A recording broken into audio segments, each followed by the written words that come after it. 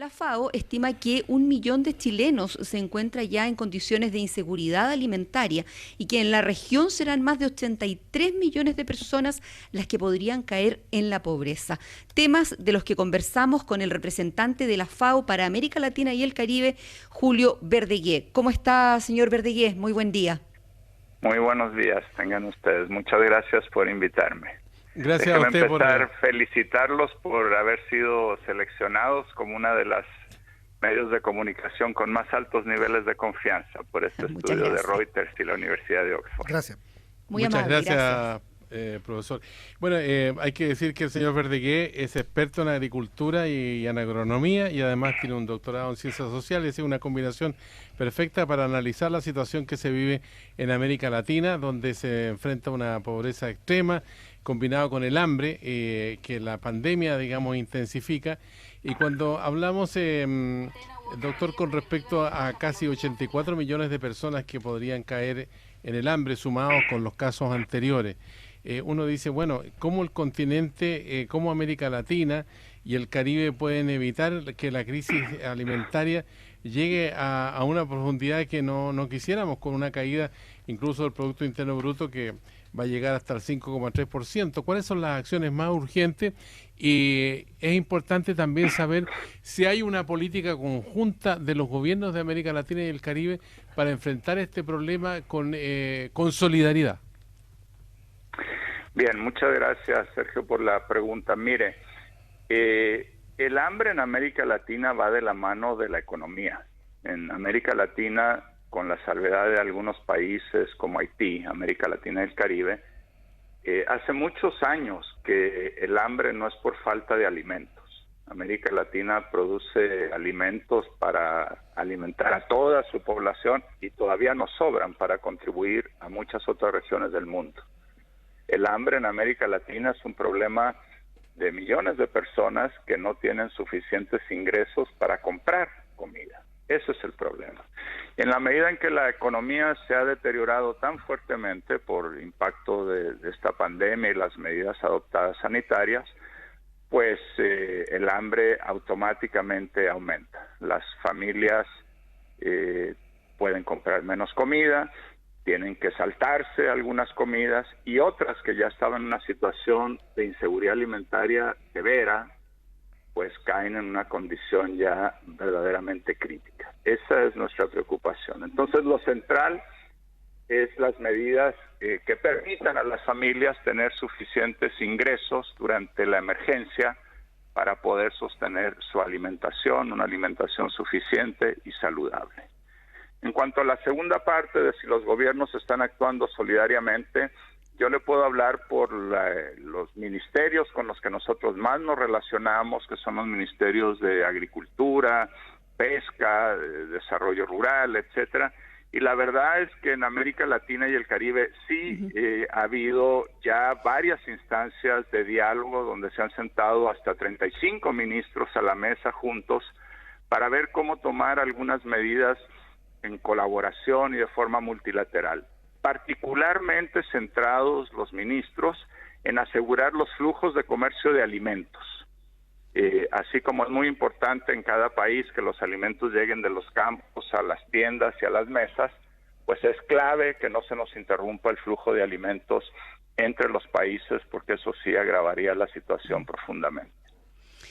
Señor Verdegué, ¿y cómo se ve desde la FAO a Chile en términos de seguridad alimentaria antes de la pandemia y ahora? Y se lo pregunto considerando que en nuestro país durante muchos años hemos considerado que nuestro gran problema con la alimentación se refleja en la obesidad, que llega a cerca del 70% de la población entre sobrepeso y obesidad.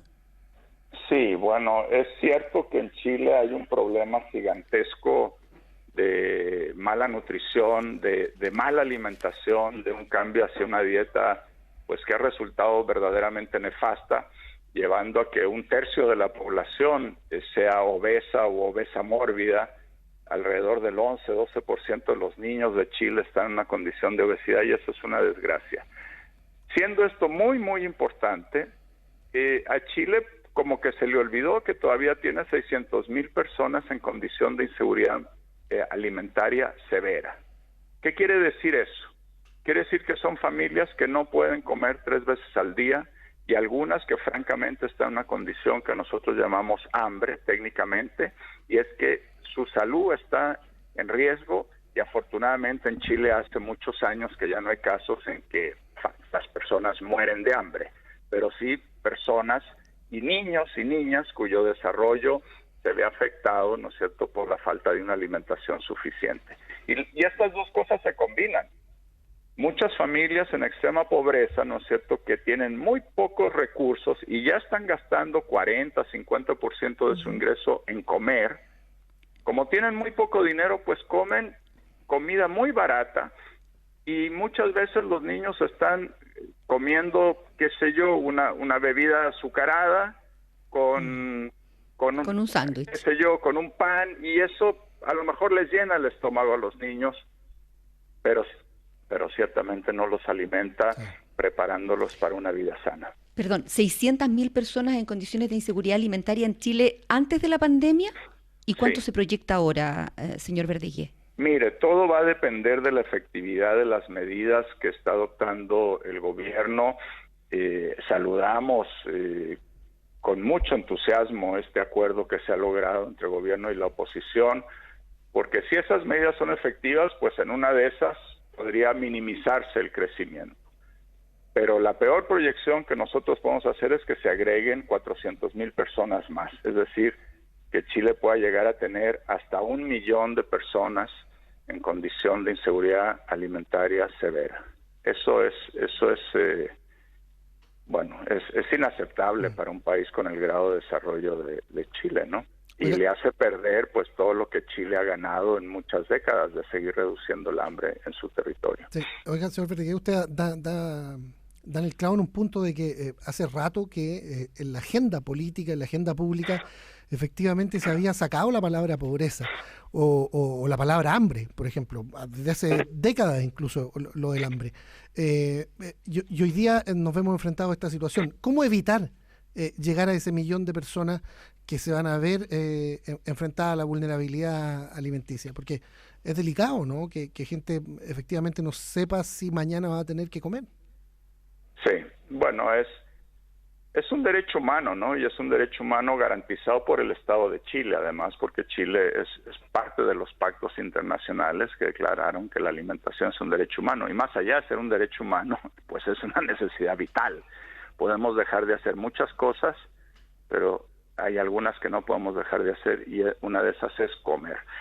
Bien, mira, Chile como que declaró victoria con justa razón cuando en los años 60, ¿no es cierto?, y 70 hizo una cosa maravillosa y derrotó de una manera verdaderamente loable la desnutrición infantil.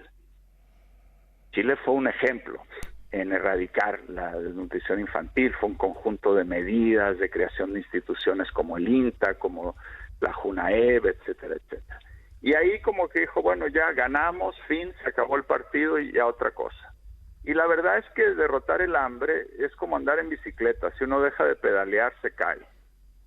Y se nos ha olvidado que nos quedan 600,000 personas en condición de inseguridad alimentaria severa. Chile puede llegar a cero, puede hacerlo perfectamente, sabemos, es decir, en materia de erradicar el hambre ya sabemos cuál es la vacuna. Tenemos la vacuna, sabemos cuáles son las medidas para que nadie en Chile, nadie, viva en condición de hambre o de inseguridad alimentaria severa. Perdón, pero ¿qué falla? ¿Qué falla entre medio? Bueno, falla que no se termina de hacer el esfuerzo, no se han tomado las medidas para que, por ejemplo, ¿podría Chile garantizar que cada una de estas 600,000 personas tuviera un ingreso mínimo suficiente? No digo solo durante la emergencia, sino en forma permanente. De tal manera que diga, en Chile nadie puede pasar hambre. Fíjate que esto cuesta del orden de 43,000 pesos diarios, 43,000 pesos mensuales, 43,000 pesos mensuales por persona. ¿Sí? Pero, claro, una parte de eso ya está financiado por las propias familias, porque algo están comiendo. Lógico. Y luego otra parte está ya financiado por el Estado, porque muchas de estas 600,000 personas, si no es que todas, ya son parte de los sistemas de protección social. Hay un delta hay algo que nos está faltando, un pedacito de esos 43,000 pesos mensuales que nos está faltando. Bueno, ¿podría Chile pensar en establecer ese ingreso mínimo indispensable para que nadie esté bajo una línea de hambre? Yo creo que sí. Para eso hay que hacer un esfuerzo como se hizo en los años 60, cuando se dijo no va a haber desnutrición infantil en Chile. Y para eso habría que hoy día decir no va a haber hambre en Chile, punto. Y tomar las medidas. Chile lo puede hacer, tiene las capacidades institucionales, financieras. Pero bueno, como usted lo dice, los gobiernos tienen múltiples prioridades, múltiples necesidades y de repente como que dimos por ganada la batalla contra el hambre. Y Chile está muy cerquita de ganar la batalla contra el hambre porque está en un poquito más de 2%, casi 3% de su población, estoy hablando de memoria, pero del orden de 3% de su población en esta condición, y entonces está ya casi cerca de la meta. Julio Verdegué, muy buenos días. Por lo tanto, Chile se encuentra en una situación un poco paradójica. Usted dice, podría llegar a tener 1 millón de personas en inseguridad alimentaria, pero en rigor podría tener 0 personas en inseguridad alimentaria. Por lo tanto, estamos ¿Sí? Sí, en teoría sí, podría llegar a 0. Chile puede llegar a 0. Y en el contexto de las actuales, la actual contracción, los problemas que estamos teniendo, las nuevas noticias que están surgiendo respecto a la contracción de la economía, durísimas para Chile. Aparte del ingreso familiar de emergencia, aparte de lo que se ha acordado y que usted ha felicitado en Chile en términos de reactivación económica, ¿qué podríamos hacer? ¿Se necesita un bono contra el hambre, como se ha planteado desde CEPAL, por ejemplo?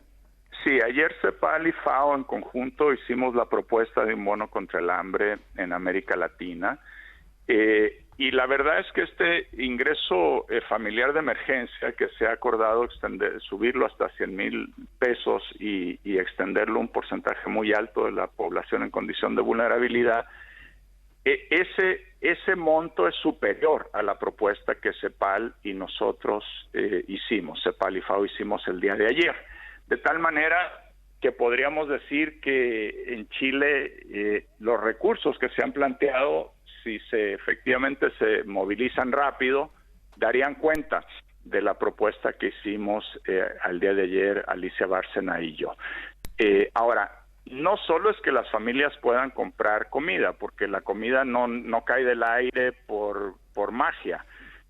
Hasta ahora Chile está suficientemente bien abastecido, no falta comida. Pero si la pandemia se extiende muchos meses o más allá, bueno, es una cadena muy compleja, ¿no? Son millones de personas involucradas en que usted y yo todos los días tengamos comida en nuestra mesa. Entonces, otras medidas que son necesarias son, 1, mantener funcionando a las cientos de miles de empresas que están involucradas en la agricultura y la alimentación. Son cerca de 300,000 agricultores. Muchos de ellos probablemente van a tener problemas de liquidez para sembrar este año, en la próxima temporada que se está iniciando próximamente. Entonces, bueno, hay que mantener. 2, hay que mantener la protección de las trabajadoras y de los trabajadores, particularmente en 2 sectores de este eslabón de la alimentación.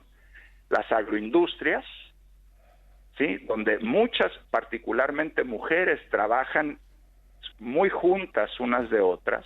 Hemos visto en Estados Unidos, en Europa, como muchas agroindustrias se han convertido en centros de contaminación, de infección, porque hay una densidad de las personas muy alta. Entonces, eso hay que vigilarlo muy bien.